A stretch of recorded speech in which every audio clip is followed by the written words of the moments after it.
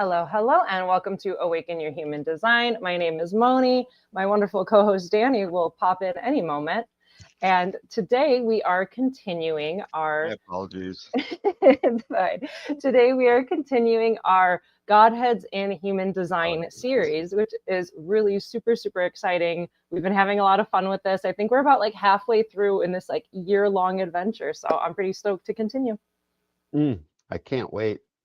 I spent a lot of time on the first one, and I can't wait to see what gets discovered on the second.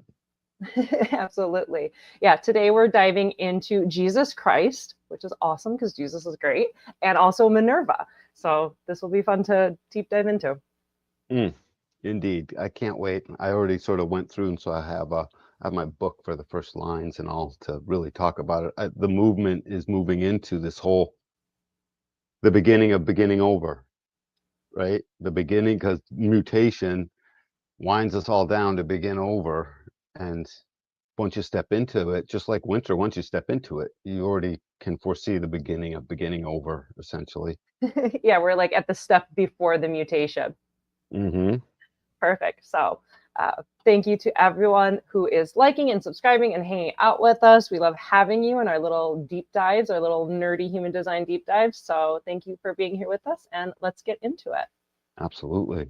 So I always love this image. I just think it's so beautiful. So Godheads in Human Design. So basically it is another way to divvy up the human design mandala wheel. And so there are 16 Godheads through this chart. So we began the 16 Godheads. Yeah. So there's 16 archetypal themes that kind of, they act as like spokespeople for specific I Ching trigrams within the wheel. Every four around the wheel. Yeah, I mean, it breaks up so perfectly to like just fit as a puzzle pieces in a way.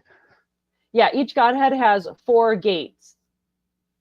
And they kind of are like this externalization, this voice, this spokesperson for these different gates. And so we began our adventure down here in the green with Maya.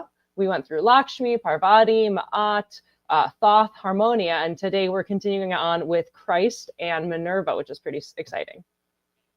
I can't wait to see what I discover about Minerva. Each time we do this, I get all excited and I go take 10 minutes and I read all the first lines and I start telling myself a story, and then I wait and find out what I find out about the next one.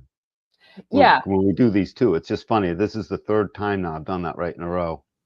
Yeah, it's neat because it's like I prepare these presentations for us to go through, but we're uncovering it together as we go, which is why, I don't know, I really love what we're doing here with this show, because it's like, yeah, we have a general theme that we're wanting to talk and kind of teach about if people are wanting to learn, but it's really us uncovering it together as we just kind of talk it through. Because I'm like, yeah, I know a lot about Jesus. I don't know a lot about Minerva, and putting them in this like human design framework is like, it's such a journey of discovery. It's a real treat, Moni, that we put out into the world. We put out a real treat for everyone, because I mean, I don't go ahead and do this homework beforehand. You and I could have done this at any point in time, come up with lots of notes, maybe made a recording, made a script. Or something.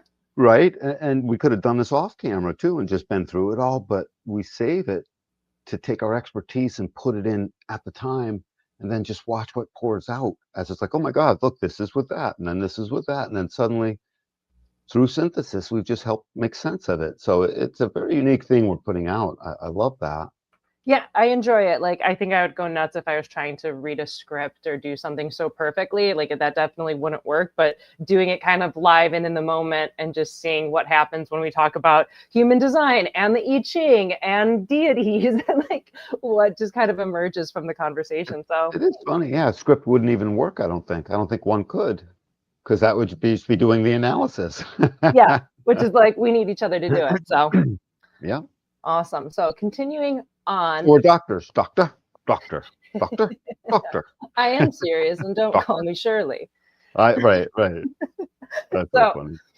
We did a deeper dive, like we did a whole video explaining the super detail of this chart. So we'll do like a little basic breakdown, but I will link to it so you can check it out in the corner above if you want to go deeper with it. But basically, this is how we can extrapolate from like a base yin yang, and we extrapolate it out into first the I Ching trigrams and then into the 64 human design hexagrams. So we're just going to give you a little bit of like foundational context. So yin yang, I'm sure most people are familiar with this symbol. So the yin is the feminine. It is an unbroken, or it's a broken line. It's like a dashed, two dashed line. It's a broken line. It's feminine and it's magnetic, right? If you think of magnetivity, then the yin is the magnetic side of it. Whereas the yang over here, the yang is the solid line and it is the masculine, it is the electric energy, right? It's like when you have a battery and the little nubby part that sticks out, that's going to be like the electric side. It's the plus side because the energy is going out from it. Whereas the yin, the open side, the broken line, it is the magnetic, it's the receptive. So it's going to receive that energy. And so it's this interplay from the base of source split into yin and yang, and then this interplay of that creates us and everything around us. There was no life until there was a back and forth, Moni. Yeah. So to further explain this chart, we go from the base yin and we duplicate it here at the bottom. So here now you have two broken lines, and then you put another yin and another yang on top of it. And then you do the same thing here with the yang with the solid line, where you duplicate it at the bottom and then you put another yin and a yang on top of it. And then here you have like the four base pairs, which is just like the two lines.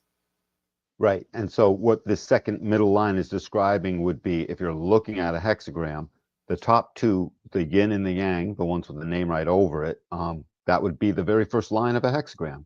At the bottom. Yep. At the very bottom, the first line, line number one. And then this set of information in the center would determine what ends up being not only the second line, but the rest of the trigram below. Yeah, exactly. So we go from the yin yang into the base four pairs. And then if we just continue on with this, we take the double yin, the two broken lines, we duplicate them here at the bottom, put another yin yang on top. Same thing here with the broken and the solid line. We duplicate it at the bottom, put another yin yang on top. Same thing here. We have the yang with the yin on top. So you duplicate it, put another yin and yang on top, and finally the double yang, and you put another yin and yang on it. So extrapolating it out from like the base yin yang to the base pairs into these 8, and these are the 8 trigrams of the I Ching. And they get us all the way around the wheel. So, and by the way, if in your mind you invert this and pretend the yin and the yang are on the bottom, because your mind does that, that's normal too. Then that way you're looking at from the bottom up. So you can view this chart anyway. I'm helping those people that still get confused, because I remember I stayed confused at times listening to the whole thing. Yeah. Yeah, you go from the bottom up basically, and you just kind of have to reprogram your brain to be able to register that in. Yeah. Yeah. But like I said, we have another video on this if you really want to like nerd out with it, where we actually explain it very slowly. It's super cool, linked up in the description and the post video as well. So we're going to continue on. And now we have this really beautiful hexagram version of the human design mandala, where you could see how we go from the yin and the yang. Here we have those base 4 pairs. Then we have the 8 trigrams of the I Ching.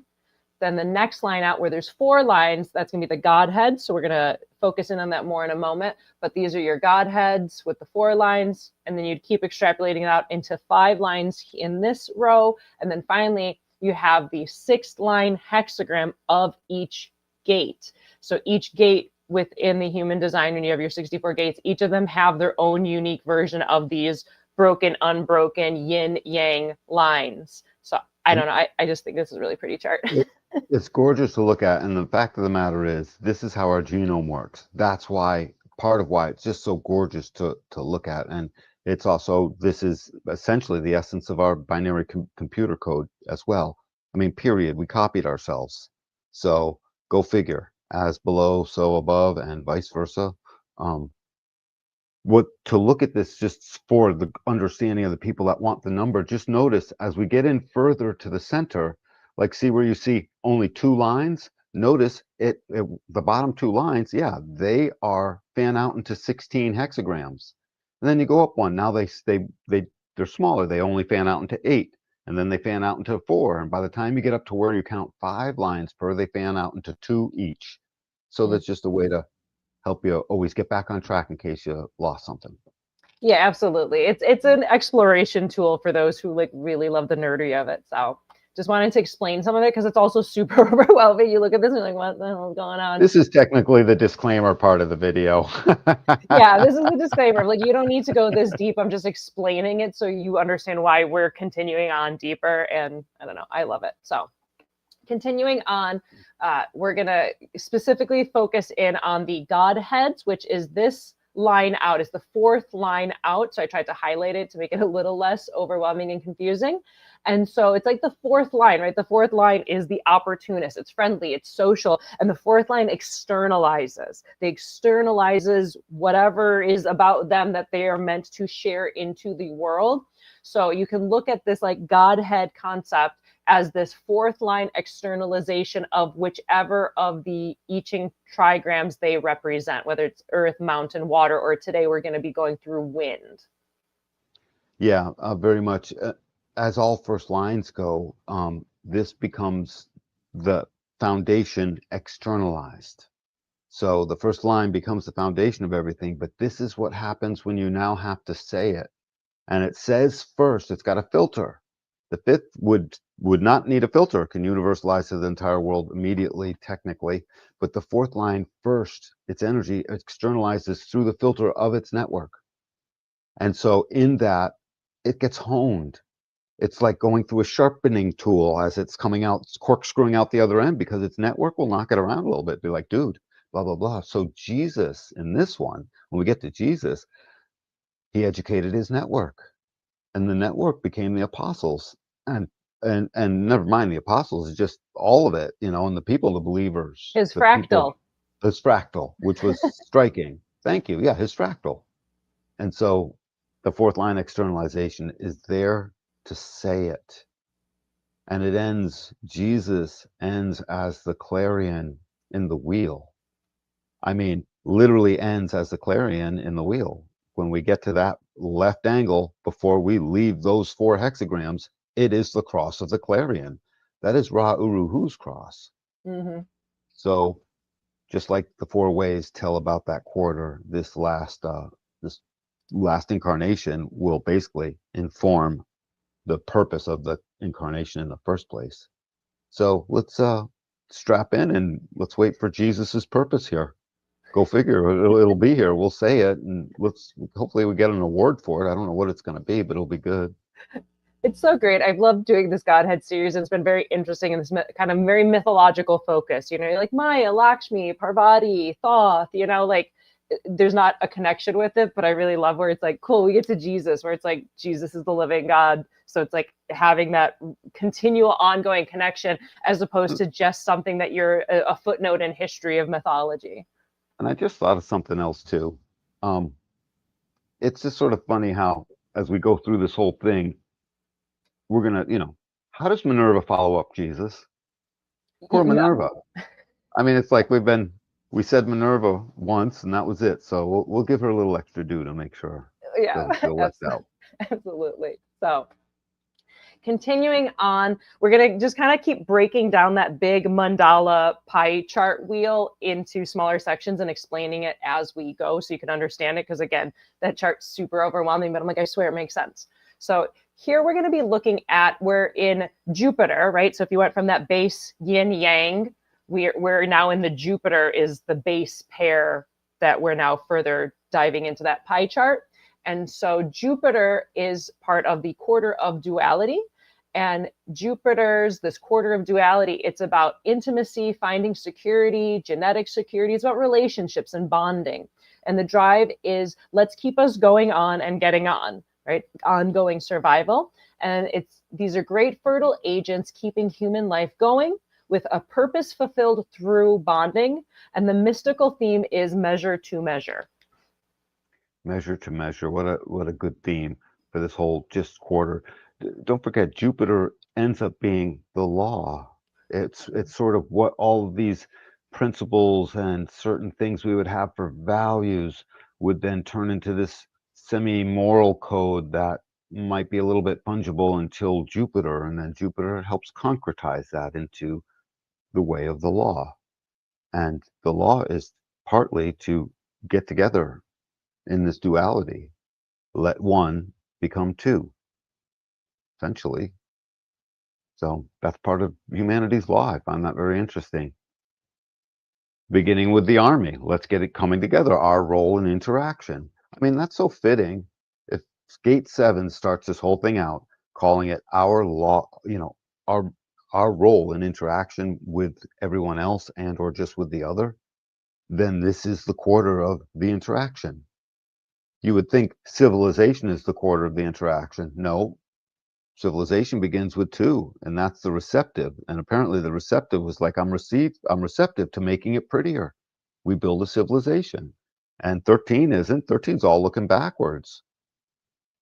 What was? It's just waking up. It's mind. It's like, wake up. It's like a little baby. It's like curl your toes, your fingers, wake up, shock, Give it a you know, stretch. stretch. Yeah. Get an opinion or two, return, and then start civilization. And same thing with 10. It just 7 is our role in getting together. So the army isn't just there to be the alpha. The army is also there to basically help this duality produce offspring, make family. This I've always seen this as a very tribal place, even though there's just as much tribal stuff in other quarters. It's just this one is about getting together. Absolutely. So here we have a little bit of information on Jupiter as the representative of the quarter of duality. Jupiter is about expansion, abundance, wisdom, growth through interaction, and broadening perspective via relationships and bonding, and the interplay between self and other. The purpose is through connection, romantic, familial, tribal, societal, with tensions and harmonies arising within duality.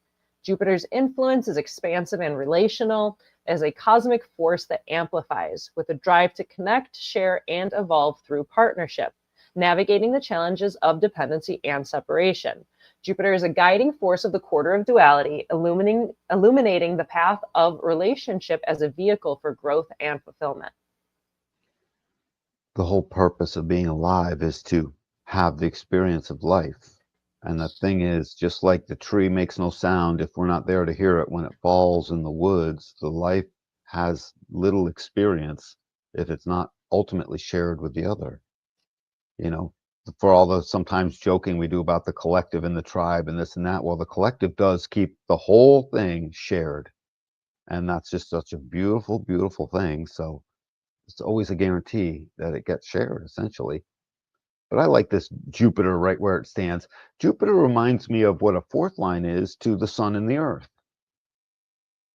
The sun and the earth would be a first line. It's a sort of an ish. And, you could look at Jupiter as the fourth line because it does externalize the law and the law puts everything together. And this whole relationship things, think of what that mushrooms out into. And there's gate 50 in all of this to help truly make the tribal law. And gate 50 is part of the incarnation cross of mutation, because it goes with that, the cross of laws. And so it's there to basically make it, set it, and so much comes from it.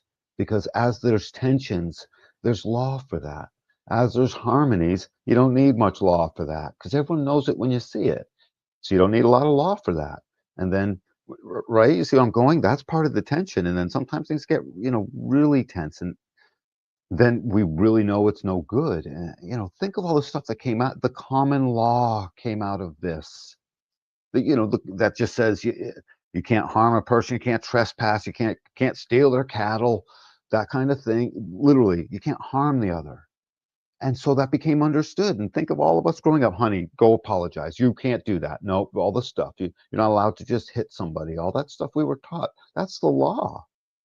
And it's here. This stuff gets fulfilled so that those relationships moving forward, think about it. We have to train our children not to mess up every relationship ever at all times in the first place. And so what do? We train them such that on average, humanity seems to be relational successfully. That's our doing. That's in this quarter. And Jesus becomes the fourth line to what the 7 would start in that very first part of this quarter. The 7 would be foundational, and the start of Jesus, 46, would be the externalizing of that. This whole thing keeps doing that 1-4, 1-4 throughout the whole wheel. You can keep seeing that.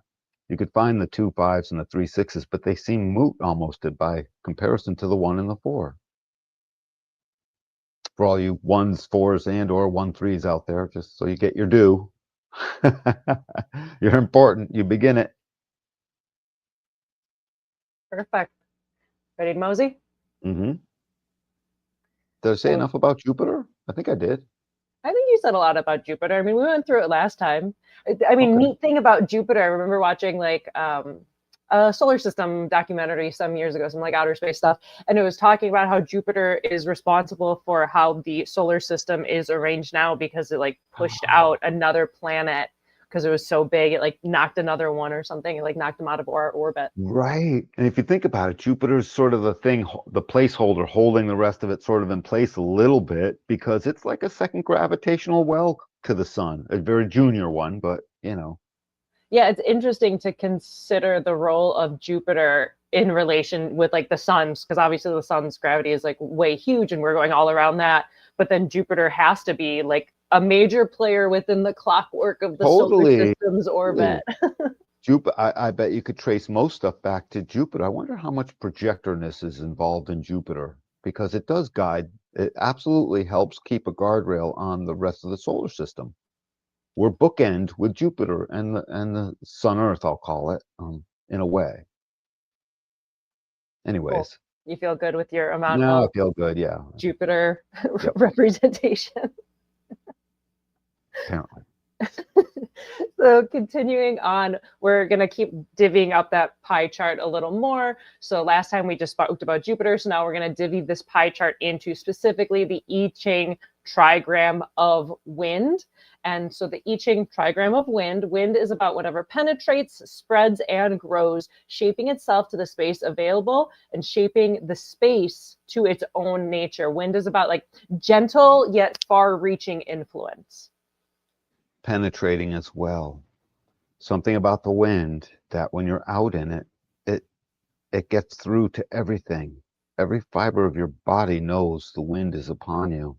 Mm-hmm. And sometimes when the wind is very gentle, it almost feels as if it enters you. It's got a penetration to it.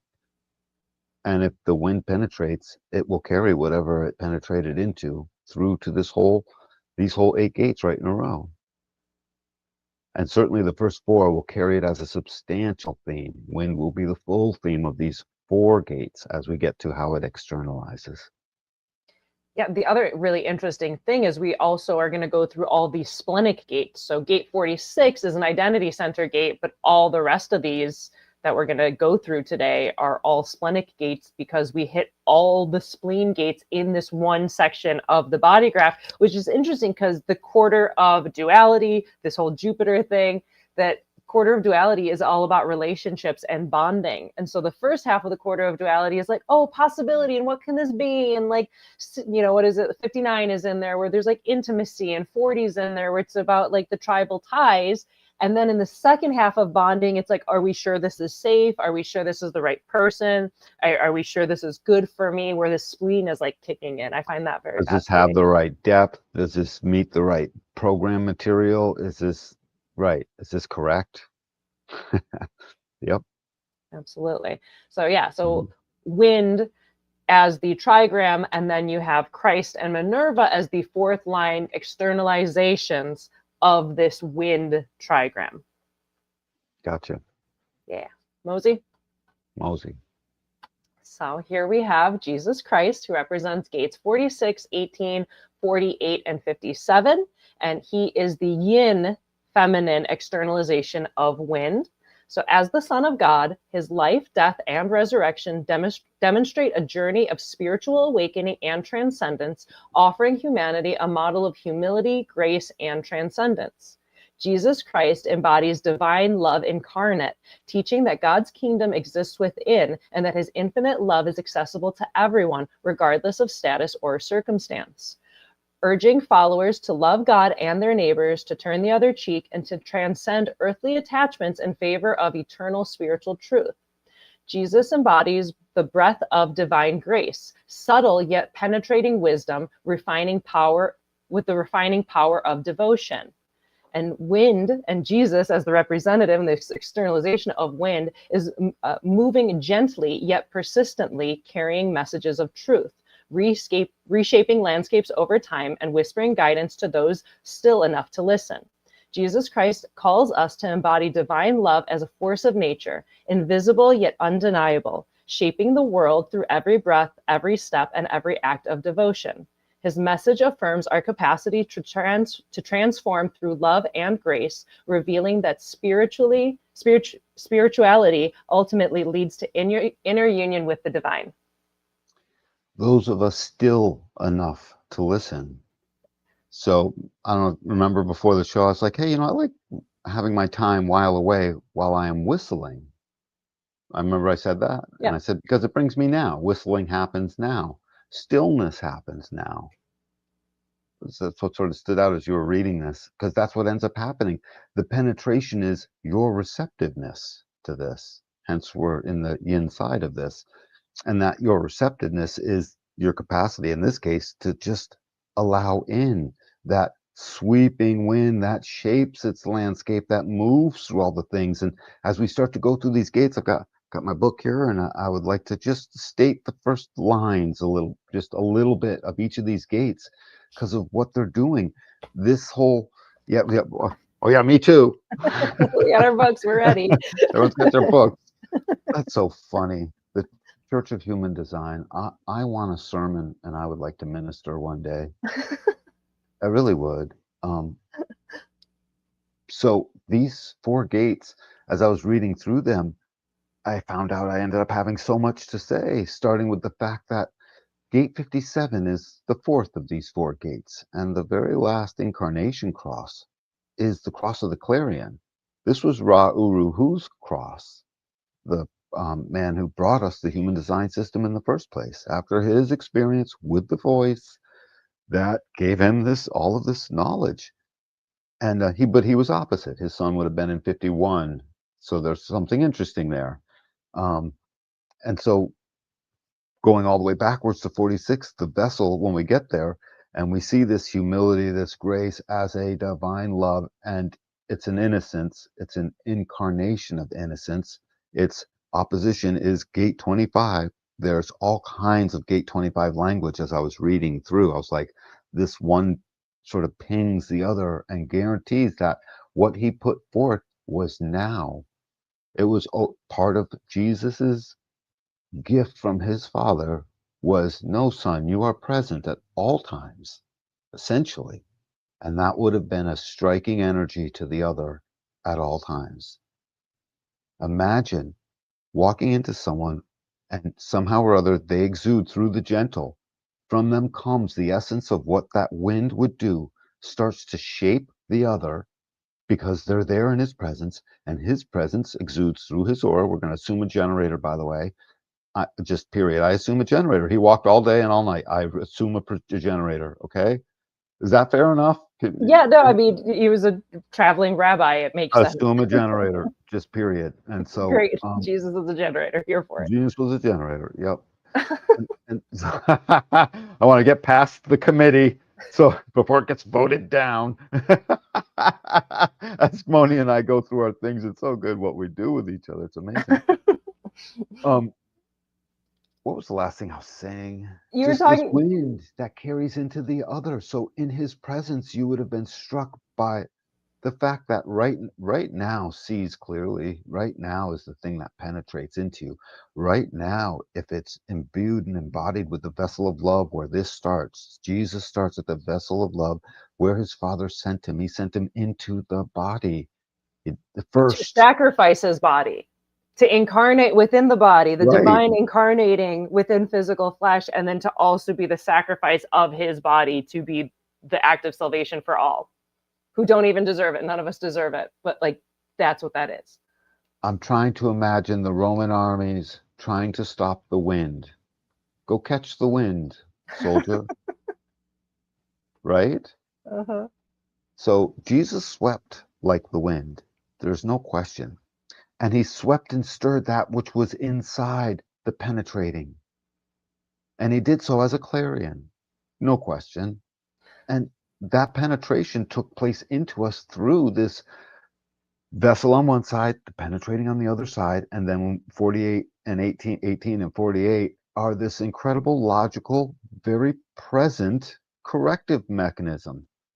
The spleen only is now. Its whole pulse of the spleen is moment to moment, right? We talk about our awareness centers with their frequencies, emotional solar plex in a wave over time. Memory and mind and the toy box, thinking, all the good stuff, its frequency is memory over all of time. So wave changes over time. Memory holds the same over all of time. Spleen, moment to moment. Here, that this intelligence is what this moment to moment thing is gathering. Sudden, almost immaculate and infinite intelligence. Jesus brought us through the vessel this extreme amount of intelligence where in the movement itself, gate 48 is the place where the buck stops. The buck stops here at 48 for whatever it is that is going to be that which is. I'm not even kidding. If it's worth being what is, and it's going to suit gate two's purpose of driven towards beauty and communion, where, I mean, the very essence of Jesus was that, 48, 48 becomes that buck stops here. So can I read the first lines? Yeah, go for it. I ain't gonna stop you. Thank you, Moni. Mom, can I read the first lines? That's what that sounded like. I Not until love you it. finish your Sunday. Yeah, right. It's Sunday, Mom. 46, pushing upward, the determination of the self, good fortune that may be seen as serendipity, ends up being the result of efforts and dedications. So the efforts and dedications to be in love with the movement in the body, in the now, in the now. Line 1, it's got a subheading, so it's a life process, being discovered, being discovered. From a baby, he became discovered, right? Dedication and in obscurity that is eventually and unexpectedly discovered. Yeah, I added the Bethlehem word, in a manger is pretty obscure. yeah, and I added the word eventually because in the true self, eventually, in the not self, hit or miss, essentially. Um, and just the way it was, this whole exaltation, the potential for the creative success through the dedication. Art for art's sake, in a sense. It's any creative endeavor, any way of going out to fulfill, and it becomes this fulfillment of the endeavor of the now. And since he was sent by God, that had a very particular mission. And that's the foundation is being discovered. And then when we go to 18, so here that was the vessel. I'm into the body. This almost just describes the incarnation. This is like the book of something. Give it a name. This is a book. This book needs a name, like the other books. Aren't there other books? Enoch and this thing and that thing and Job and James and David and whatever. A Those are lot of probably old. Those are Old Testament names. That's funny. Romans, Corinthians, Thank you. Thank you. Exodus or something. Exodus is early Old What's Testament. the dark one everyone's always talking about? Revelation. Oops. Revelation's a heavy one. The heavy duty. Careful. So Careful, everyone. gate 18. Gate 18. So working on what has been spoiled, spelt with a T. Correction, the gate of correction. Vigilance and determination to uphold and defend basic and fundamental human rights. Not just details, not just correcting, straighten out that carpet, you know, straighten out the couch. It's not just that. It ends up being some of that in our normal life, but in reality, it's this basic human rights, the And all life upholding. has value. All life has this value, and anything that corrects our movement in this logical stream of awareness of taste, moving towards this expression in talent to bring the collective forward in cooperation with Gate 7, which started this whole thing out as a foundation to put us in interaction with the other, to guarantee duality has logical success. Everything else works. Wasn't I saying this last time? Nothing works if the whole system doesn't have its logical construct. Everything else sort of sucks. Well, you It's like take it if the foundation is flawed, you take it to its ultimate conclusion. If you build your house upon the sand, right, yes, it's gonna all erode. Right. And so when these logical processes aren't in place, it's like we can't have any fun. The experiences won't get had. So this in 18, the very first line is conservatism. Jesus was a conservative. We can't call him MAGA, but but apparently he was a conservative. Um, but the conservative is in his movement. It's in his movement, all jokes aside. The movement is adherence to traditional patterns despite and or in spite of the changing circumstances.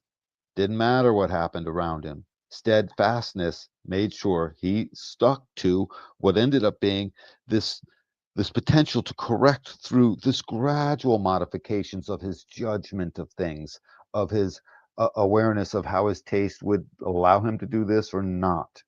It's a sense of basically he could taste the situation as it was happening, is what this is describing.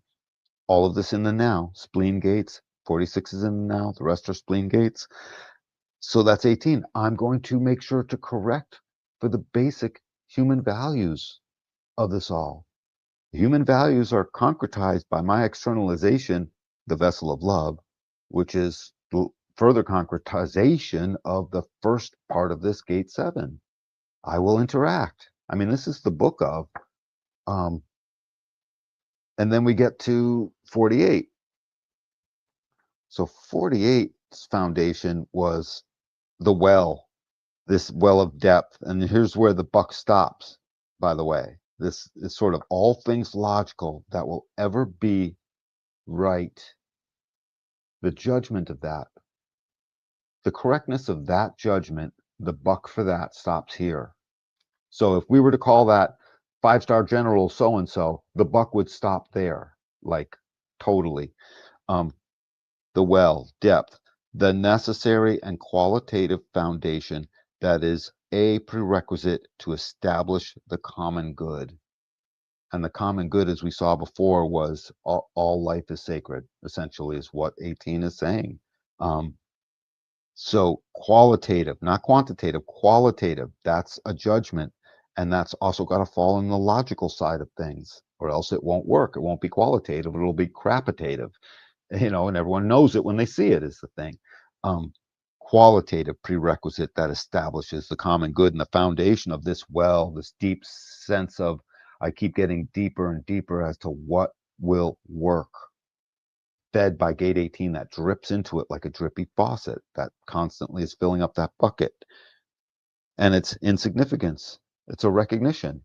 I start at the beginning. The insignificance is an instinctive recognition of what is practical and deserves attention, a taste for recognizing not only what is practical, not only what deserves attention, but that which can be corrected. And in Jesus's case, that which shall be corrected. I've come down to correct the mess, essentially. I mean, that's a Yeah. colloquial way of putting it. Yeah, Jesus as the upgrade of God Yep. created all of us and it was really great, and then they all started killing each other. So now he sent himself down as an avatar of himself to be sacrificed by his own people to show them that killing is wrong. God, what a great story. What this happens in duality where it is logical. This happens where sudden now in the now will live this out correctly. This couldn't have been lived out correctly without the now, which is what you read in the very beginning, bringing us still. Jesus was all things and he was able to be still. He stilled so many things. So the capacity to grow the depth that recognizes, and the buck stops here because it's his job to develop the right recognition of what is practical and deserves attention. In other words, if this is wrong, everything else doesn't work and no one can have any fun. Um, that's pretty big. And then when we get to 57, the gentle, the extraordinary power of clarity. What this points out is, so 57 is almost mystical in a way because it is our capacity to truly see beyond the pale, to hit that little nugget of awareness that flips in almost like a deja vu at times, or sometimes just very clearly, whereby you skipped past your ring past knot and saw the next thing. It's the capacity to see a foot or two past the wall you're looking at suddenly, or to hear, or avail yourself of something that suddenly is about to happen, or to have a sense of the theater you're in, or the people you're with, or all the things that just sort of know.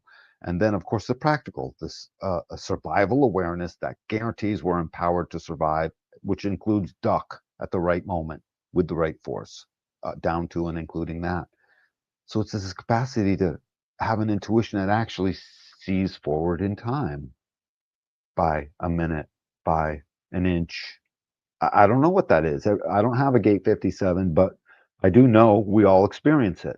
57 is in the world. And so the foundation of this intuitive clarity, the extraordinary power of clarity, is it's called confusion. It's the gift of penetrating to the inner meaning that ensures timely action. The possibility of the intuition penetrating to the inner meaning. That's not a fortune cookie thing, although it would fit on a fortune cookie now that I think of it. But it it's not. It's wicked, wicked powerful. If you have the potential to penetrate to the inner meaning, and there is no bounds to this because it's all part of the mutative individual way, which knows no limit. It's beyond our will. It's beyond limitation, and it is the definition of creation. So 57 becomes the definition of creation and the capacity to have an intuition beyond the pale. Now take that aura in a generator that lives now, envelop the other with it, and tell me, how does everything that Jesus ever was not translate through these four gates? Because at the very end of it, the final duty call is the incarnation cross of the clarion. We started at the vessel of love, we moved into service, and then we moved through tension, which is part of this whole quarter. So Jesus had to teach us about the tension through, he had his own trials and tribulations, essentially, right? They messed with him a whole ton. Yeah, He had to get he pissed at things. experienced the worst of everything. They He's fared, the okay, most, right. well, Jesus, like as the archetype, as Jesus as the most innocent, the most pure, right? The pure Lamb of God, the most innocent, the most pure, who experienced the worst of everything, of betrayal, of beating, of abandonment, of dying before his loved ones in the most brutal, horrible way. Like that's why Jesus is that archetype of the most innocent experiencing the worst of all. And even the word Emmanuel means God with us. So God with us in the darkest, in the depths of betrayal and abuse and murder and harm, of all the worst thing, God is with us in all of that because God experienced all of that. No wonder he touched everything. I don't presume many earthly men or women experience his touch without being touched, fully, like deeply, shall I say. It starts at the vessel, it moves through service, it teaches about tension, it leaves us with a penetrating awareness and a clarion's energy that brings the archetype to life, because when 57 connects to 34, we have the archetype of a generator, the channel of straight up power. It's just, and that's power right now. And it's the power to be oneself. Jesus said, be yourself, and basically be innocent and be honest. And that was the penetration that went out into the world. That was the wind. He carried it on the wind. Hey, troops, catch the wind. Stop the wind. No can do. Spread through the world. And you can't even yell at the wind. You can't get mad at the wind. And the wind is only now. A second later, it's new wind. Now, right? It's Yeah. new wind now, new now. Oh, it's a new now. Oh, it's a new now. That's, you could do that. I bet you I drove my mother crazy with that at some point. I must have said that to her. I I'm kidding them not. sure. Sorry, Mom. I don't know what else to say. You're gonna I have got a to, couple things. yeah, add some stuff. So one of the interesting things to take note of is how we're in the cross of planning, and 2027 we're moving into the cross of the sleeping phoenix. So Jesus was alive during the actual vessel of love time.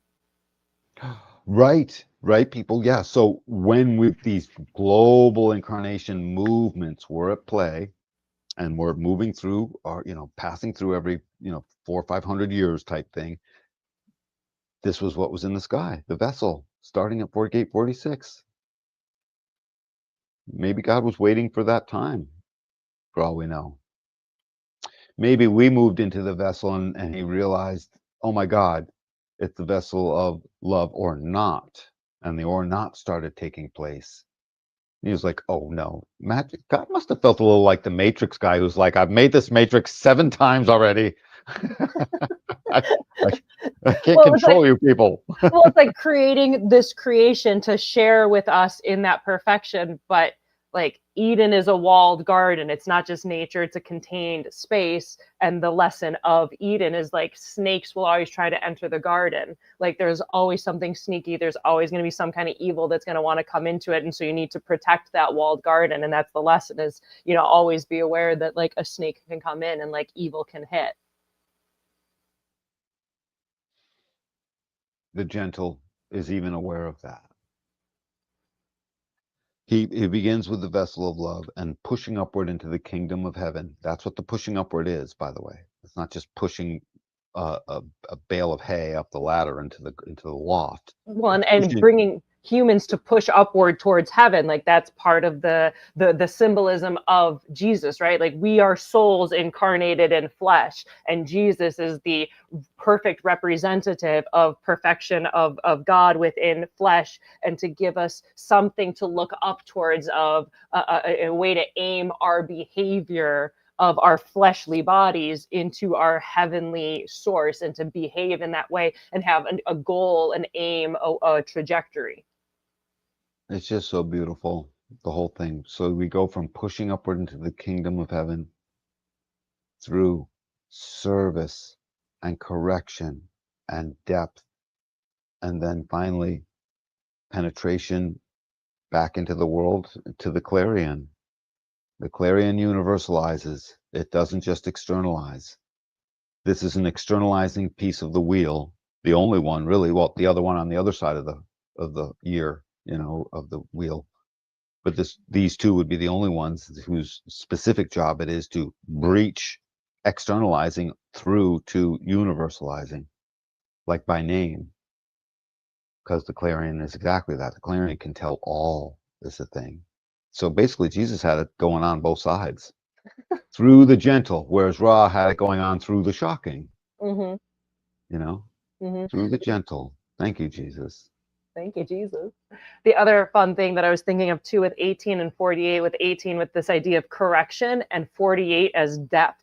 And like in your darkest moments of despair and horribleness and debauchery and pain and hurt, who can you turn to? Like you can turn to Jesus to help you in that depth of your darkness, of like, you're like, I got nothing. You can always turn to Jesus as that renewing force of correction, of transcendence, of like, no matter how dark and low it is, like you can be pulled up. And the 46 pulling you up, upward direction. Pushing upward, just such a beautiful name. Yeah. Cool. Awesome. Yay, Jesus. Thank you, Jesus. Thank you, Jesus. Next up, we have Minerva. Minerva is the yang externalization of wind, representing gates 32, 50, 28, and 44. Minerva is the Roman goddess of wisdom, war, and the arts, depicted as a warrior goddess, fully armed with a spear and a shield, symbolizing her role as a protector. Yet she is also revered for her deep wisdom and calm intellect. Minerva embodies a blend of intellect, strategic insight, and protective strength, and an ability to carry knowledge into action. Sharp, directive, and penetrating. Moving with precision, influencing outcomes, shaping the structures of survival and governance. Minerva is the patroness of artisans, scholars, and those seeking to combine intellect with craftsmanship. Her role as a goddess of war is tied to strategic thinking, using insight and careful planning rather than unnecessary conflict. And she balances intellect with practical action, emphasizing strategy and reason over brute force. Minerva calls us to embrace the winds of change with intelligence and courage, guiding humanity towards survival, not through brute force, but through mastery of knowledge, timing, and intuitive leadership. It's that intelligence and the revered deep wisdom, that calm intellect, which is I see as the carry forward from Jesus, essentially. So Mm-hmm. everything's got a continuity. It doesn't, these aren't hard stops between anything. Yeah, inertia. Inertia. Yep. Minerva's inertia. It's so that's but so we had to be a little warlike. Not necessarily warlike, but Strategic. actually not just strategic. We had to be able to defend ourselves. Yeah, if you can't Jesus, defend yourself, you will be taken over. You will be conquered. yep. I'm not sure where that is in the Bible, but somewhere you're supposed to defend Well, yourself. you defend your land. You're not gonna like beware of foreigners who are trying to invade you. Like that's definitely up in the Bible. Absolutely. Okay. So that all made sense. So no one The likes idea that. of the walled garden of Eden, same thing. You have to protect it because evil and snakes will try to come in. I guess, yeah, there you have it. There you have it. Perfect. So, but the arts, war in the arts. You'll never find a great general of war that isn't got his own little aspect of his learnedness within the arts. They all have something. There's an incredible artistic endeavor. Um, and just read one of their memoirs and they'll tell you it's a thing. They all have an artistry, something that pulls them into history and the arts. So this ability to carry this knowledge into action, this sharp directive, this whole thing as it relates to these gates that are going to describe it is this great alertness, and it's alertness right after the whole logical process. And everything about the spleen has its logical keynote in a sense because it's only right now. The spleen is moment to moment to moment. It's an existential awareness, and these four gates are strictly existential. So the whole thing 32 keeps our duration all the way through 50, the lawgiver, and then the purpose. And once the purpose, the shield of alertness comes up, and I can see Minerva's going to make a lot of sense. And I like that Minerva is the protector in a sense. I'm looking at this as the second piece, Minerva, being on the wind with Jesus and the protector of the word. Jesus brought forth the word essentially. Mm-hmm. The word And made flesh. the flesh, yeah, and the word from the flesh, which got written into paper word, a lot of it, right? Isn't that part of that's a lot the Bible is that essentially. Yeah. The protector of the word, the protector of it. That's how I'm seeing her in a sense. It's a mythical figure. Mm-hmm. I mean, as a practical figure, this would be inside of duality. This would be the protector and the keeper of time and the protector of time to make sure that time is always safe. This is to protect because time is now. And this is the protector of that. And through that, everything else remains not only safe, but develops its purpose. Technically has its free time to make its laws and develop its purpose through its alertness and its conservatism. So Jesus is where all the fun was, and now we got to get down to work and protect it. Yeah. Although some might argue that. But Yeah, I'm good here. yeah, the idea of just like these are all we just went through the splenic gates, like 46 was identity, and all the rest of the gates, the last three of Jesus, and then the four of Minerva. These are all splenic gates, so it is about ongoing survival. So ongoing survival does also mean protecting yourself, right? Like your spleen has an immune system, your body has an immune system to protect itself from those outside invaders, and the logical process, the calm intellect, sharp, decisive, carrying knowledge, like those are all very splenic kind of things. Right. Very much so. Perfect. You feel good? Yep. Okay.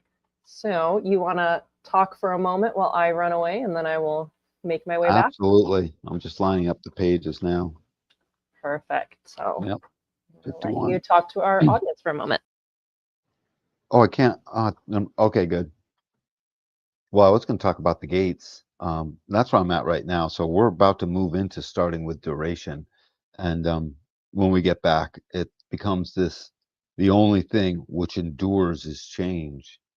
So I just don't want to. I was supposed to talk and give a commercial about me, but I just love Gate 32 with Minerva as the Godhead after having just left 4 hexagrams right in a row, starting with 46, ending with 57. Now we're moving around the wheel counterclockwise, and we're in the quarter of duality, which is bonding, form and purpose fulfilled through bonding. And we just did Jesus, and now you go back and listen to it. It's amazing. And now we're at the protector of the word, Minerva, starting with this conservatism. So there has to be a bit of conservatism, a thing that sort of basically guarantees that we don't move too quick and we hang on to gains from before.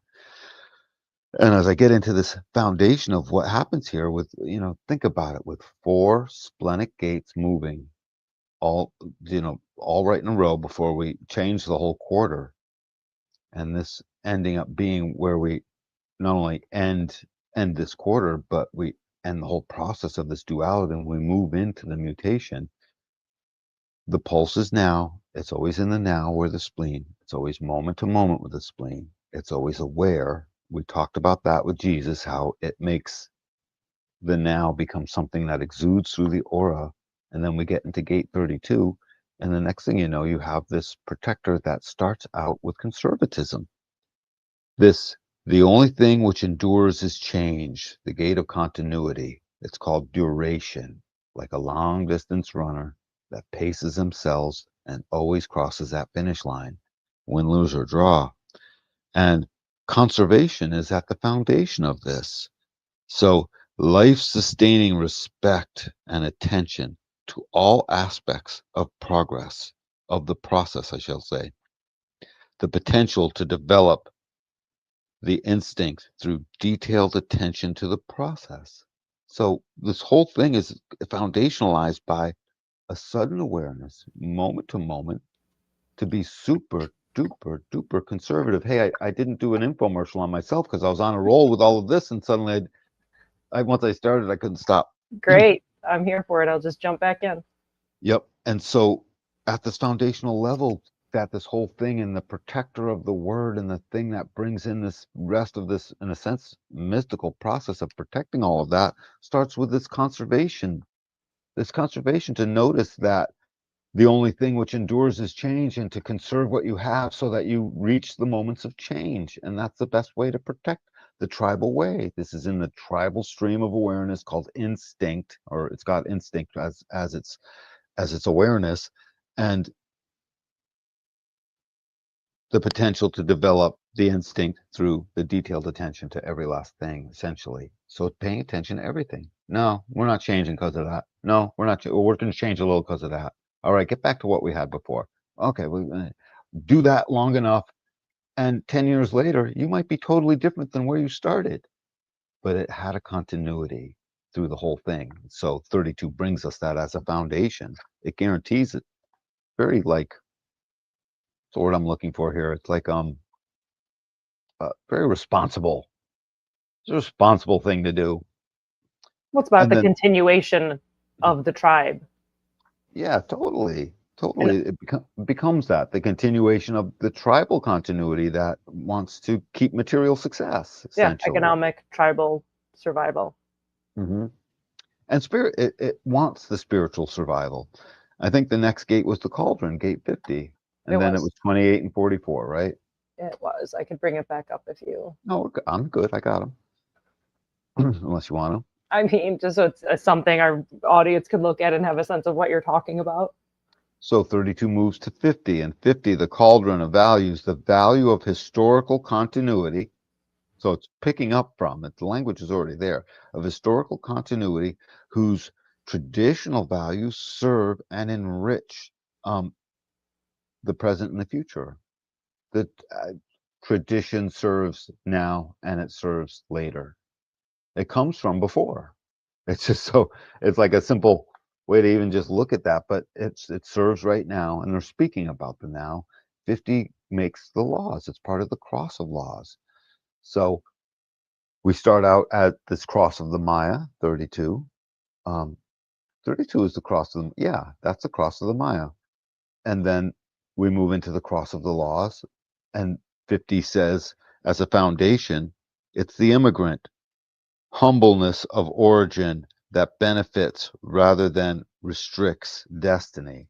So it's basically this capacity and this awareness that growth and refinement, so it's already concerned with refinement of values, it will benefit everything. The foundation is, let's refine it so it's really good and we have a good foundation because it benefits everyone. And these values, just again, go back to just common law, has was just loaded with such correct values. It was, again, so easy. This whole quarter reads, you know what, this whole piece of this quarter reads like, get the law in place, is what this whole thing is reading like. Because if you look at Jesus as making the foundation, you can look at the second four hexagrams as being the externalization of that, in a sense, being the fourth line top of that, that's going to make sure that's out into the world. And they're going to make sure law and purpose are out into the world. Law and purpose through continuity and coming to meet.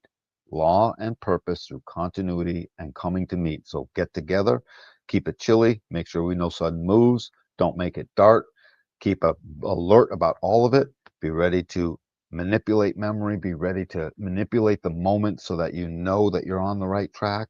By the way, in this case, manipulation is the same as you manipulate your wheel to keep on the road. That's how I'm using this term, manipulation. Look at it like a steering wheel, you know.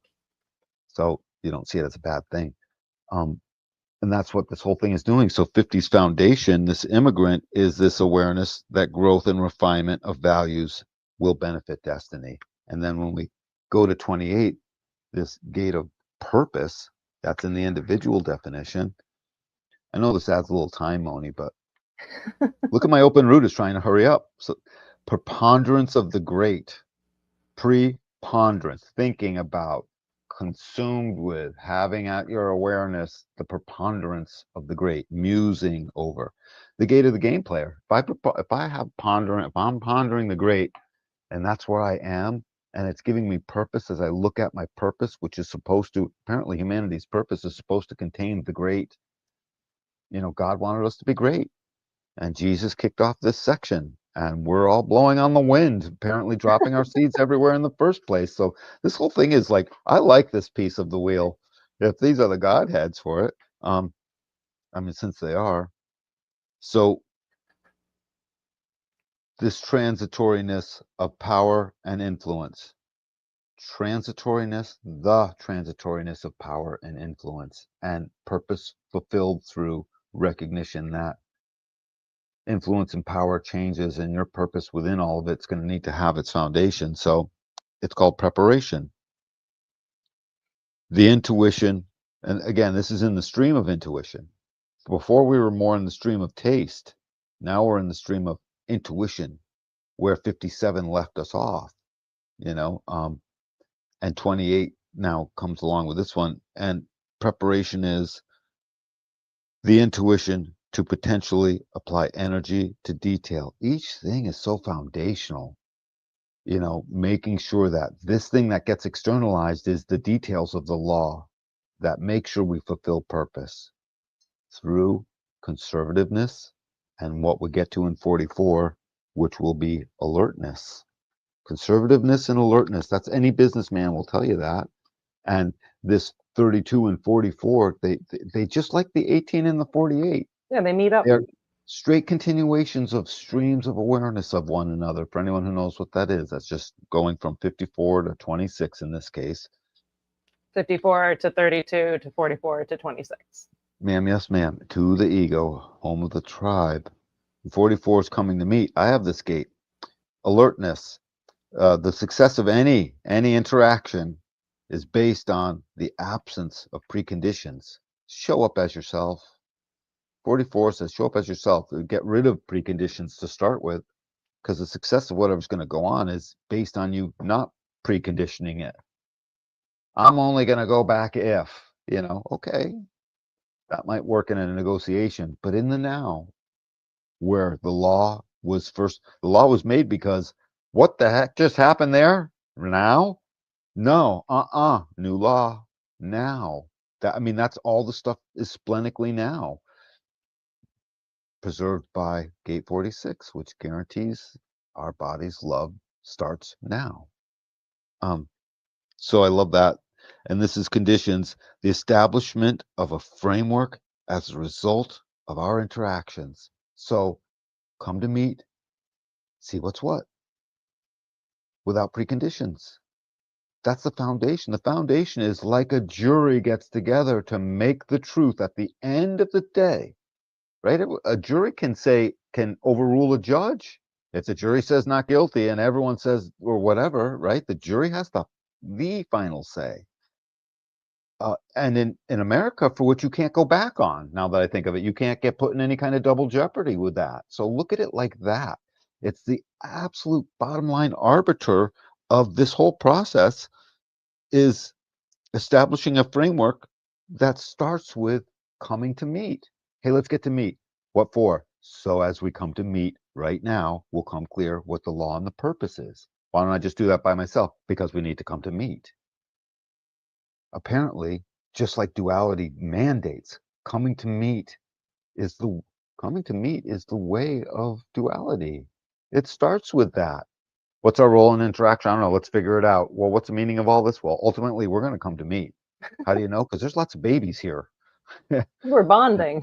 We're bonding, baby, and bonding all the way out to our friends and the greater community, and of course, the bonding with your mate, and so all of that's happening here. Imagine that alertness to patterns that can lead to mastery of the collective.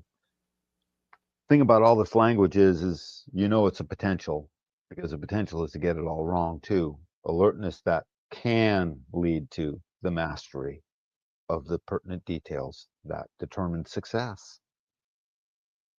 Sounds a little bit like how serendipity reads when you read the line under serendipity. So Minerva carries a mighty shield to carry the word forward, and Minerva doesn't have to be the warrior. My guess is Minerva is like that cat that was the professor, but he was the warrior in another life. And when needed, he could come right out of his college professorness of teaching history, and suddenly he knew how to run the battlefield, the entire thing. Perfect general.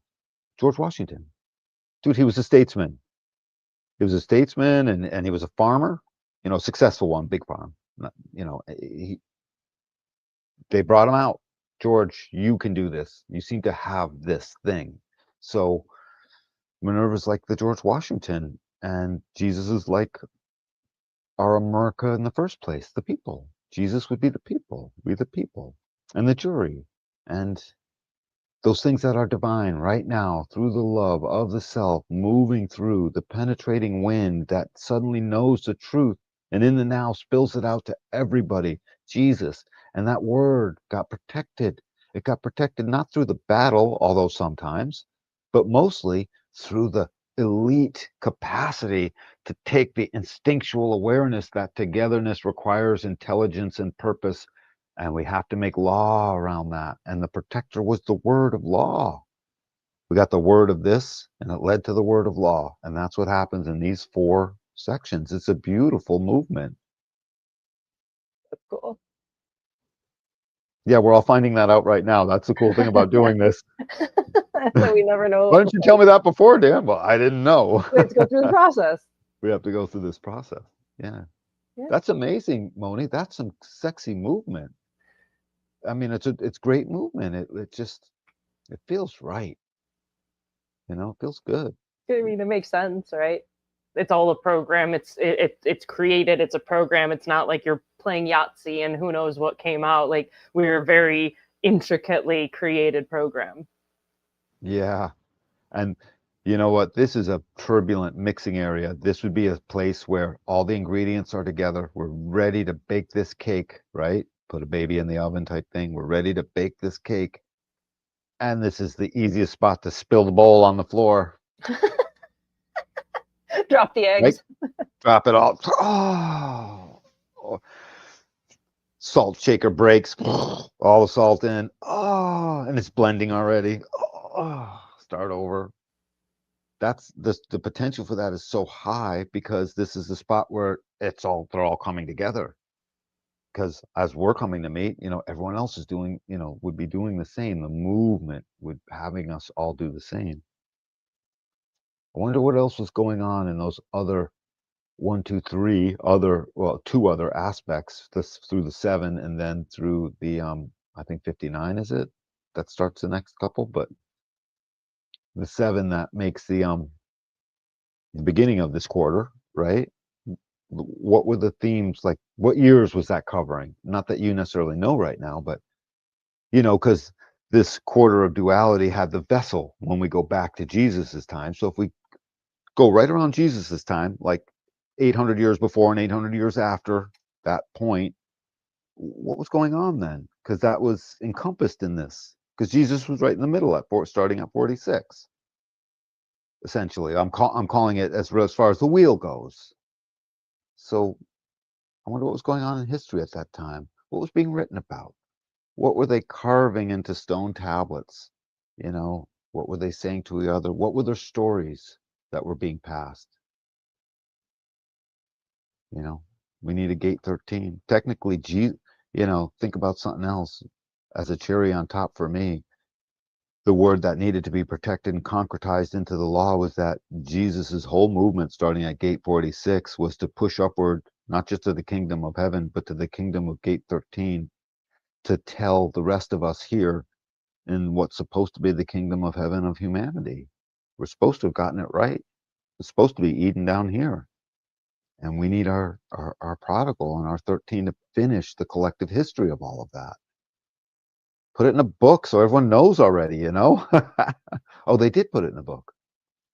It's a really good one. Yeah, really good one. Well, I want a book within that book. I mean, not I want, but this half of the quarter wants a book within the book, in my opinion. Ra told it. So we can give Ra a little credit for it too, if it makes it easier. Perfect. Are you ready for part 2? We have a whole big second half of the show.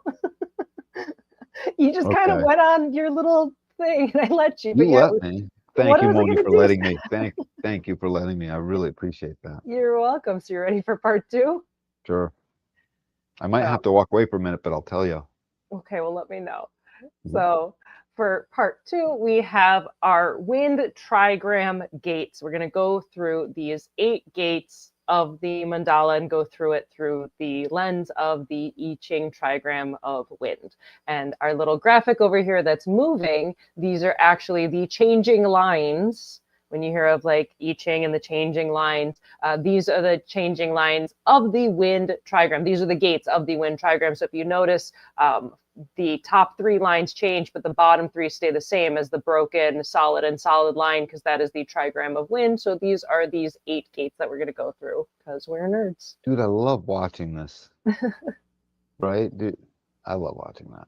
Yeah, it's a neat process. So thank you to everyone who is watching and liking and subscribing and commenting and asking questions, hanging out with us. We love having you here with us, and let's get into it. So here we're just going to do a recap on the trigram of wind within the I Ching. So wind is the eldest daughter, and basically every trigram of the I Ching has this place in the family. And so you can go, if you look at the bottom graphic right over here, we can see that we have the broken line and the solid and the solid.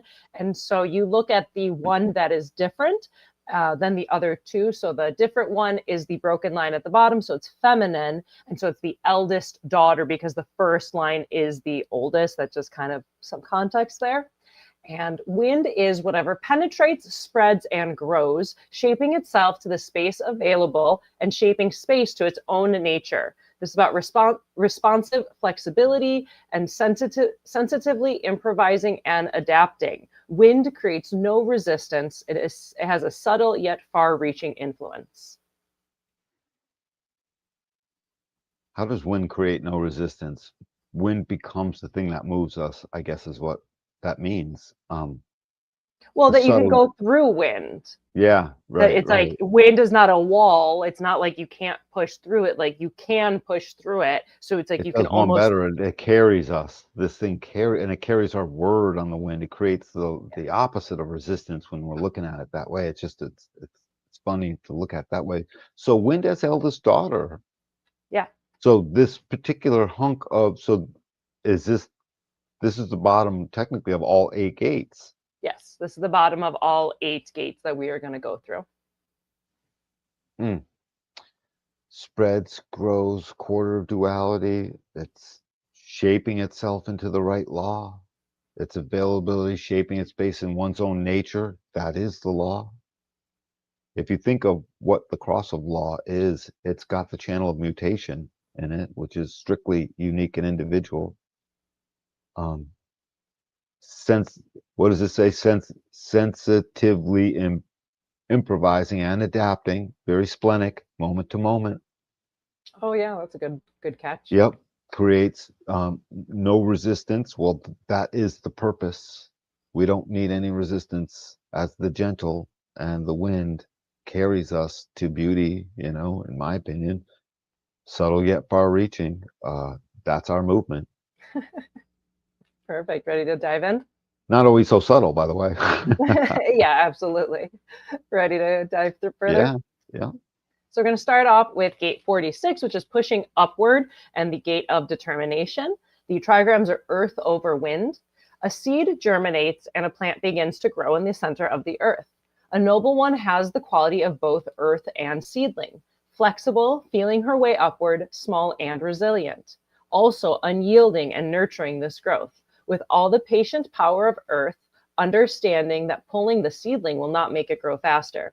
Many small things she achieves will amount to great things in the end. The small things this starts at the very beginning. This just talks to pushing upward. Starts down in the center, grows through a body, in this case a tree, wouldn't matter. So it could be through an insect or through you and I. And it just grows up into our whole noble experience. This is the original I Ching language. I mean, I don't know if it's the original I Ching language. It is the language of my I Ching book, and whatever the authors probably had a bit of influence in creating these stories. Yeah. We should just get a straight old school I Ching. I like the patient power of earth. It just feels like the body, because earth is the yin. Earth is to the sun. Earth is the yin. Just sort of period. And the power of it. The sun may have all the rays, but it's a one-hit Charlie. The power of the transformation happens within mother, within the yin, on earth, through the dirt. And the microbiome of the planet, frankly, raises up the seed and it pushes upward. I grew a lot of stuff this year. Those things really do push upward. They become relentless.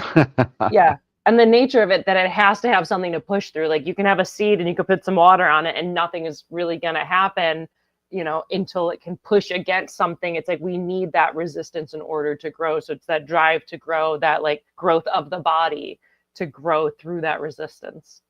And it doesn't know until it's packed in some dirt. I find that amazing. Mm-hmm. Yep. Ready to mosey? Mm-hmm. Next up, we have gate 18, which is work on what has been spoiled, and the gate of correction. The trigrams are mountain over wind. Mountain traps and limits movement of the wind, making for stale and unhealthy air. An invisible corruption, poisoning from within. A noble one transforms this picture, stirring people up like the wind. This can work among people or within an individual. Inner movement and awakening transform limitation into a perspective covering for growth. It definitely happens in and amongst people, because this is a shared activity in gate 18. And the language is clear. This one would have been easier to translate than the first one, having to, because we have to translate this into something that can become a first and a second expression of a line in your body graph, so that you can see the behavior that is caused by your genetics. That's quite a conversion if you think about it. This is like the essence of in our life. As we were pointing this out, it's like, well, can you convert that into the behavior of the genetics, how they pour out of the being in communion with the other? Well, it's a slightly different slant on it. But this one actually spells it out quite clearly, and it will rustle up a storm. If you know any gate 18s, you will be stirred. I'm sorry. Especially if there's any kind, just the corrective capacity of 18 is stunning, right? It sees, you can't get anything by it. Yeah. It's always aware. It's like alert. It's like It's like those RoboCop eyes. Doo, doo, doo, you know, Well, and for darn good reason. yeah, and correcting that which is blocking vitality, because 58 is about vitality, and Yep. 18 is going to say, hey, what is blocking this vitality, like the stale air in this story? Mountain traps and limits the movement of the wind, making for stale and unhealthy air, an invisible corruption poisoning from within. And the wind has to like blow it all out to get the air moving again. It's like that stale air of like a closed up, boarded up house. It's like, open up the windows, get it moving. It's such perfect language because the invisible, stagnant corruption, that for that it's invisible, can't see it, can't quite tell. I mean, as we move on and get to gate 57, it just is so kind of adorable how this becomes the penetrating awareness of all of that. Mm-hmm. We're still working off of the clarion, you know. Yep. Perfect, This Mosey. yeah, this language said everything about I see it, fix it. Make it better, fix it. Make it better, prettier, nicer. It's got to fit my taste. I don't. That's ugly. No, I hate those colors. Improve the vitality. Enter the vitality. Perfect. So next up, we have gate 48, which is the well and the gate of depth. The trigrams are water over wind. Leaning over an old Chinese well, look down through the water. You will see a frame of logs at the bottom, used to retain the silty soil as it was dug. A noble one is committed and involved in the well as the frame, inwardly as responsive as roots, outwardly pouring himself into the work. Like a flowing stream, well is a vital shared resource. Everyone must cooperate to build and maintain it. It is again a shared process. The well's vitality, exerting its vitality. The well is almost the point at where pushing upwards is really the most important moment because that water has got to get pushed upwards. It's got to get pulled upwards, but you know, either or. And so as that water is pushed into the community, it's everything lives because of the water. The well is the thing that the deeper it is, the richer is everyone else and everything else, unless it isn't shared. This is a point in time where it must be shared. It's almost like the imperative. Enter praying together. It's a logical process. It's shared. It comes to meet, you know. It speaks to a vitality. It creates tribal instinctual bonds, right? All these things, that themes we've been seeing in just in these 8 gates we've been reading, empowered by the vessel of love. In the G center, that's all generated business. The vessel is strictly generated ego business. You know, I mean, think about it. It's not even emotional. It's generated ego business. Period. 5 generated channels moving into that, if I'm not mistaken. No, 4. Anyway, a lot. That's, you know, you show me 4 generated channels in a being, and I will show you a busy being. You know, I've got 2, and I can never stop. 3, I've got 3. So, anyways, this well must generate all of this stuff in this giant depth that gets again carried on the wind, and its vitality becomes this resource that everyone must cooperate to build and maintain. Think about what maintenance is. Get back to gate 7, the foundation of this whole thing. Our role in interaction with the other to bring the army forward, to drive a direction that pushes us forward logically, which definitely means we all got to cooperate to build and maintain stuff. The whole logical process. No one's maintaining anything. Within a month, if no one maintains everything, you run out of food, everything sucks, no fun, blah, blah, blah. Can't get to work, the phone doesn't work, on and on and on. Lights won't come on. We can't get any information, right? Nothing. So we need that. And this is a deep, deep, deep part of the expression of that vitality. Mm-hmm.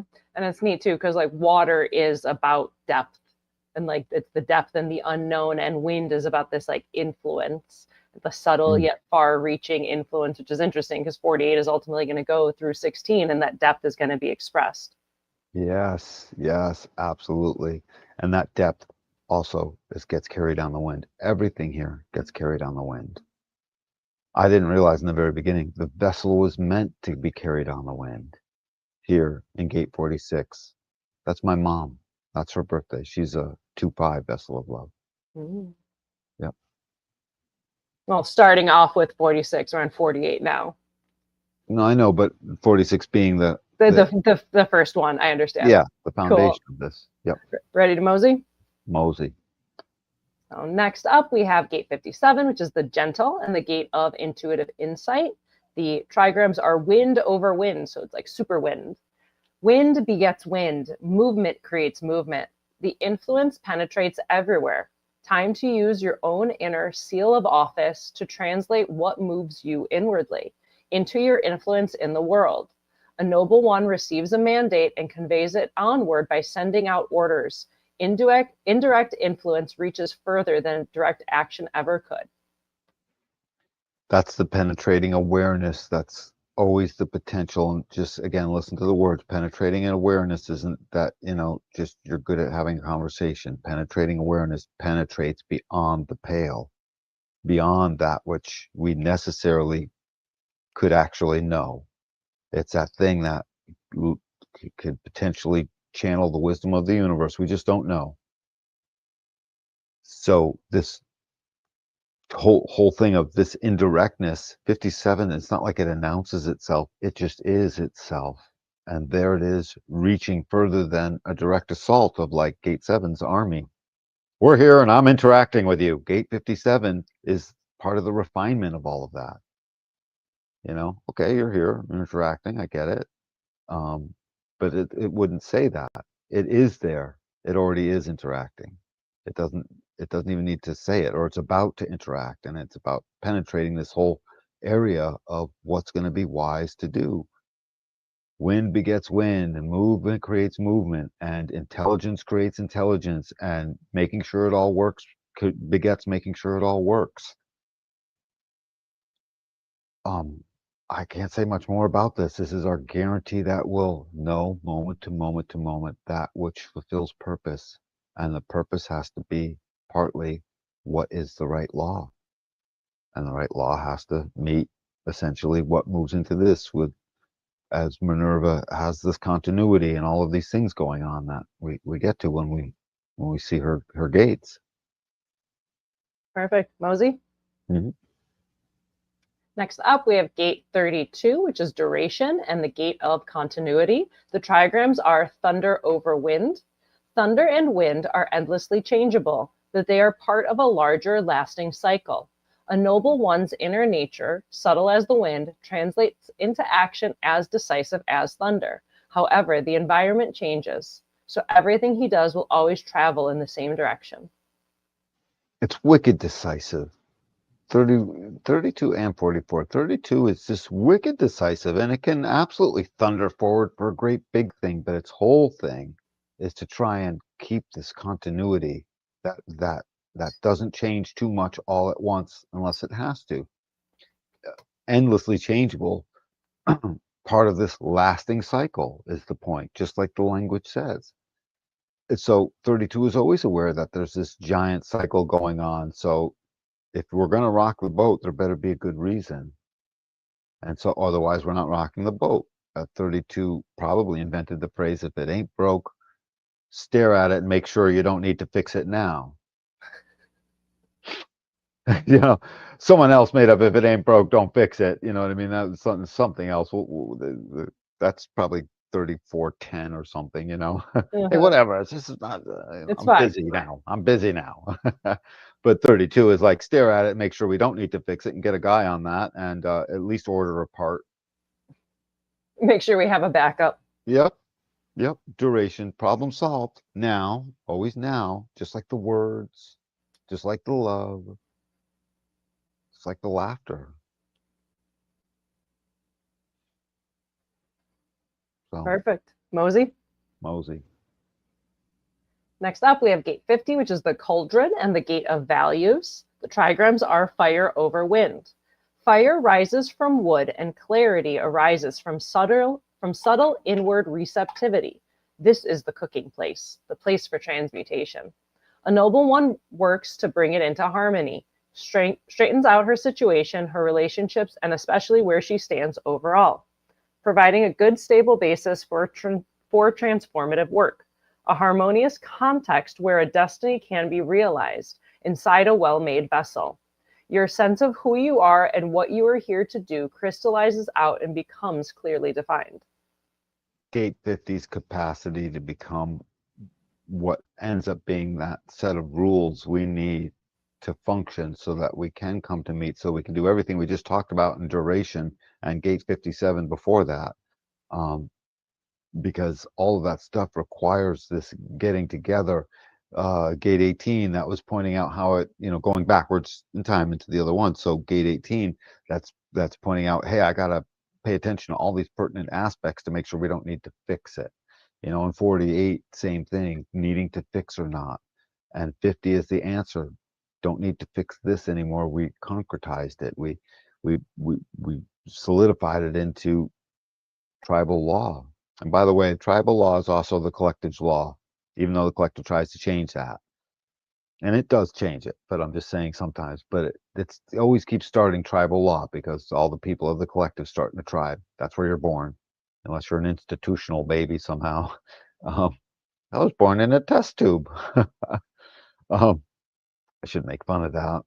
But the cauldron is this deep set of values, and it's the values that become so important. The values get concretized into law, and that becomes wicked important, or else nothing happens inside a well-made vessel. All of it. Perfect, Mosey. Mm-hmm. Next up, we have gate 28, the preponderance of the great and the gate of the game player. The trigrams are lake over wind. Water should sustain the tree, but an excess will drown it. Interaction and communication should sustain you, but too much will be overwhelming. Drowning the natural growth of your spirit in a flood of demands and expectations, you cannot possibly absorb all of these demands and preoccupations into your identity. You would only lose yourself. Water should sustain the tree, but an excess will drown it. What a great line. Yeah, because lake is about like abundance. Yep. So lake over wind, the wind carrying the abundance. The abundance is, I like how the abundance is our purpose. Our purpose is supposed to be towards abundance. Mm-hmm. Part of the master keynote of 55 and 2 and 1, all the rest of that. But yeah, so I always wondered, like, as I look at this, like, it almost makes sense to put this preponderance of this great prior to the 50 laws. Why not have this preponderance before the final law is made? Because gate 28 is about mutation, and mutation won't take place. I mean, they all are, because it's an individual gate, and the mutation that needs to take place can only take place in a pulse where, dude, you're not in the preponderance of the great if you are truly only in survival mode all the time. It's just, you won't.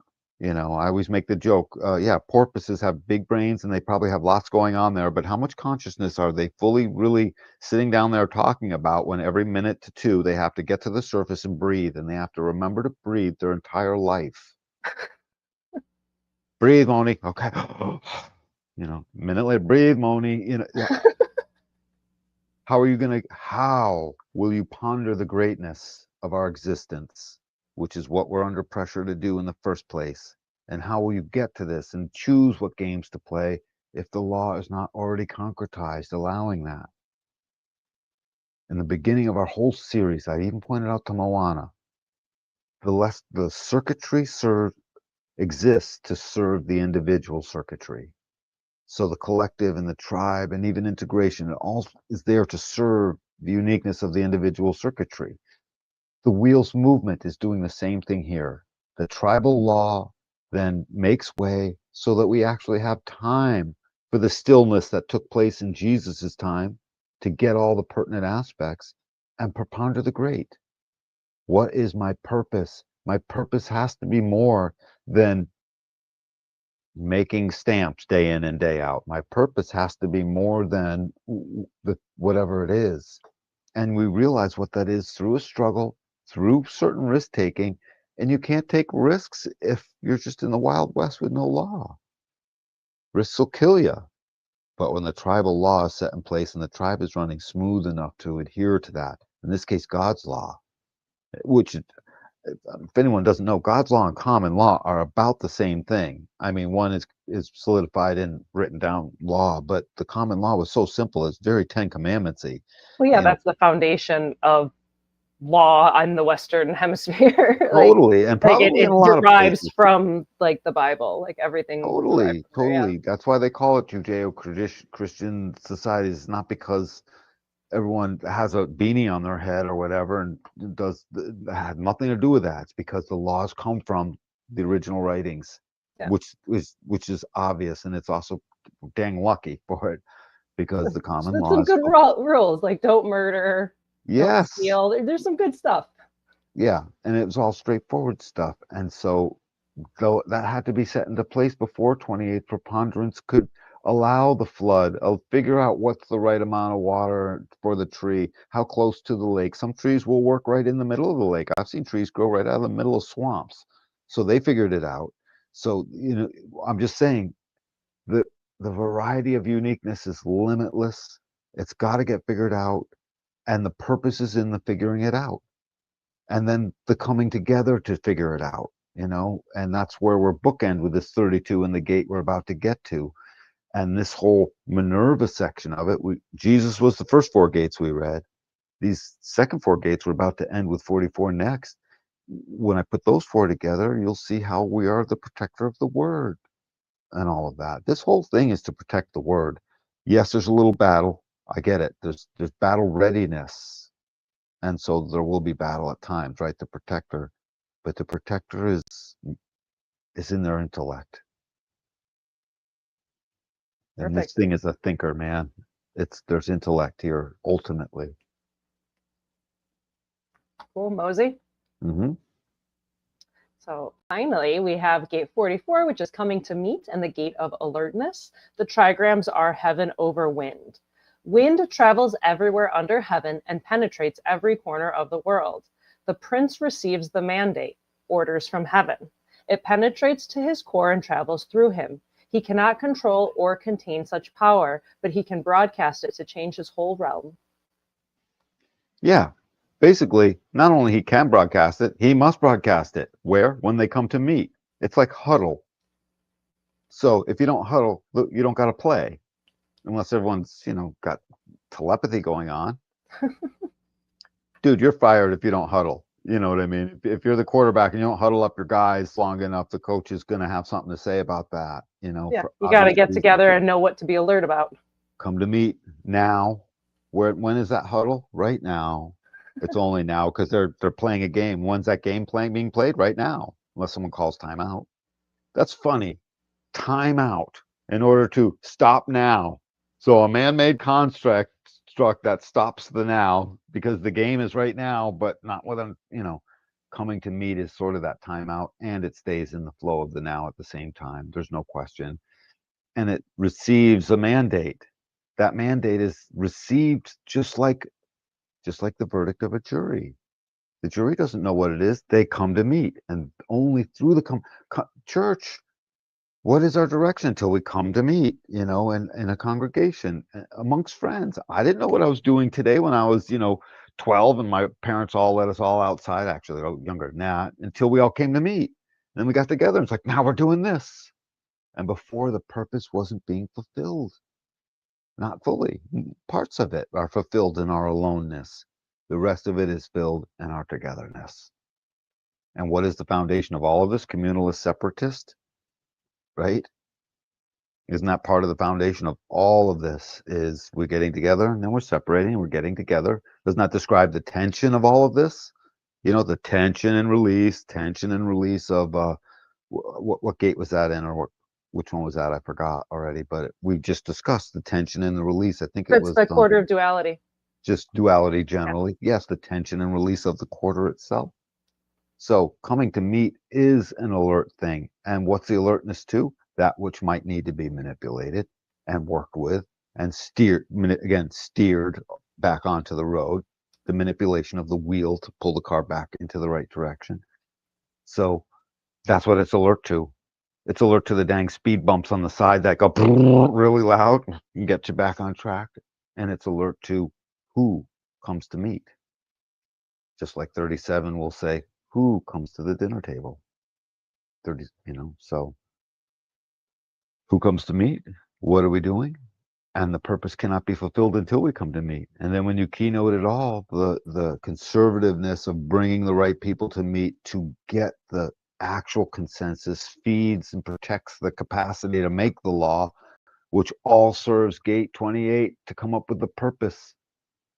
And the purpose, when the purpose is abundance of some sort, the direction is beauty and the end is communion.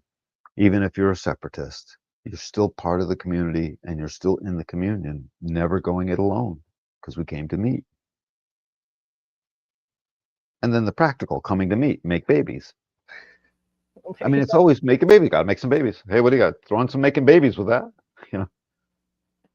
So yeah, that was our going through the 8 gates of the I Ching trigram of wind. So all 8 of those gates were foundationally yin, or were foundationally wind, and then had the 8 trigram gates go over them one by one. So that was our little I Ching deep dive on top of our Godheads deep dive on this delightfully long episode that we finally delightfully long. I was like, oh, there's more.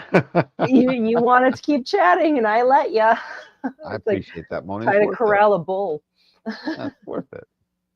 Yeah, it was fun. These are the long ones, so it was a good time. So I feel really delightfully good about that. Do you have any final words on that? I feel like you got a lot of talking out today. No, I really did. I love Jesus. I love Jesus more than I did before. Yeah, he's great. Ish, somehow, the essence of it all. And just recognize how this movement takes us through bonding and it brings us back into what will be the yang when it's all over. Gate 44 ends the yin. The yin says, mother says, come to meet. And Jesus said, listen to your mother, Yeah. Obviously listen to your father, but we all I translate that into mom has awareness. Mom knows. Yeah. And so what Danny's referring to is when you look at the human design mandala, then from gate 2 through 44, it's yin, feminine led. The foundations are yin, and that half of the year leads with the yin, which makes sense. It's growth, it's summer, it's when everything is alive. And then after we finish off with 44, then we'll go into gate 1, and then the yang will lead through into the spring when we'll go back into the feminine. And just when you look at gates 1 and 2, they make the incarnation cross of the vessel of Sphinx or an arm of that. They become part of, I think, defiance or refinement later, one of the two. And then both of them are defiant, by the way, and refining. Defiance is refining and refinement is defiance. If you think about it, I am refining myself, well, then I'm defiant to someone else because I'm, someone will find that way. And that's all yang. So 1 is all yang lines, and 2 is all yin lines. It's just this perfect yin yang. It defines the yin yang. Yeah, and it makes sense that just there's a balance within the year and the energetics of it. So I have no other final thoughts on all this. It's my final thought is like and subscribe and figure out our contact information, which I think we put on here somewhere, and say stuff about and contact us and get yourself read. Come in for exactly how is it we bring this knowledge to you personally so we can look at your body graph and your kids and yourself, and you'll love it. Absolutely. And like and subscribe and tell everyone else and get us over 1,000, get us over 10,000. We want a lot. Yeah, I think we're at 940 something right now. So we're getting towards, we're at like 941 before the show I saw. So we're headed towards 1,000. We're doing it. So it's really exciting. Thank you. Yeah. Thank you, everyone. And so next week, we are going to begin our Fear Gates series as we go through October because it's spooky season. So I thought it'd be fun. So for the next 3 weeks, we're going to go through the Fear Gates of the spleen, and then the next week will be the ajna, and then finally the solar plexus, because I thought that would be super fun. And if we got the energy afterwards, maybe we'll do some more incarnation crosses to continue that series. But that's what we have next in the books. And then I think after that, we'll do the completely open centers. We'll finally be able to do that episode, which I'm really excited about, because I find completely open centers absolutely fascinating. Yeah, they're a little bit weird too. They've got a very, they're like a one-hit Charlie of in relation to their peculiarityness. They're peculiar in this one particular way. No activations. Fantastic. So yay, I'm good. Super good. All right. Well, thank you. Thank you, Danny. Thank you to everyone who is watching, liking, subscribing, hanging out. We have some new people popping into the comments, so thanks for hanging out. You're catching us right at the end, but we do a weekly live stream, and then I post the edited down versions onto our main YouTube page, so they're a little bit tighter, so you can check those out. So thanks for liking, subscribing, you won't hanging miss out, anything. commenting. We recorded every bit of it. You'll get it all. Go back and watch. You're gonna love it. Yeah, absolutely. So we got tons and tons in our playlist. If you just want to like nerd out on human design, we love sharing it and just kind of deep diving together. So we'll be back next week starting that Fear Gate series for Halloween spooky season, which will be super, super fun. And thank you for being here, and we will catch you next time. Much love, everyone. Catch you next time.